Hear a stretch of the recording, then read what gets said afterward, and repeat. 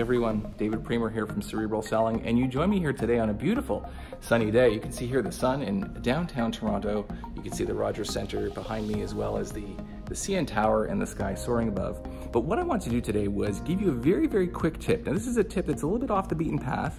This is a LinkedIn connection request tip, a tactic.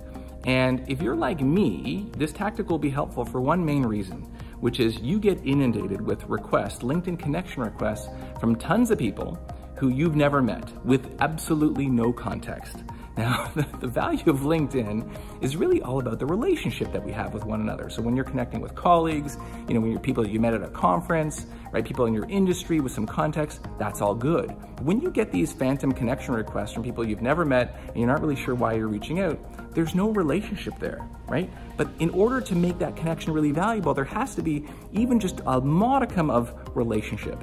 And so I've developed this tactic that I use all the time. So if you've sent me a LinkedIn connection request, please don't necessarily just to try out this tactic on me, but if you sent me a LinkedIn connection request in earnest, you've seen that I've responded with this tactic.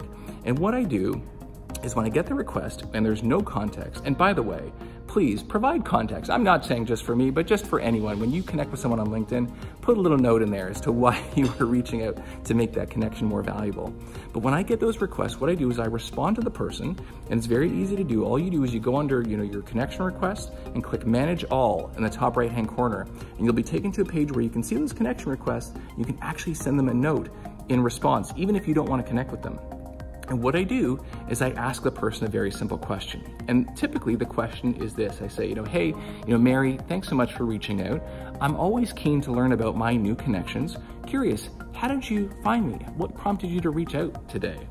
And it's amazing, when I send that question, when I send that request, either nothing comes back, in which case I can decide whether or not I want to connect with that person. But more often than not, the person will actually respond and say, oh yes, I heard about this, that, and the other thing. I read an article of yours. I heard about you in this podcast. A friend shared something. And now we have a little bit of a relationship to build off of. I know how they found me. I know how maybe I can help them in the future. Maybe they have a sense for, how they can help me in the future. And so we have that little bit of a relationship, all catalyzed by a very, very simple question of, hey, how did you find me?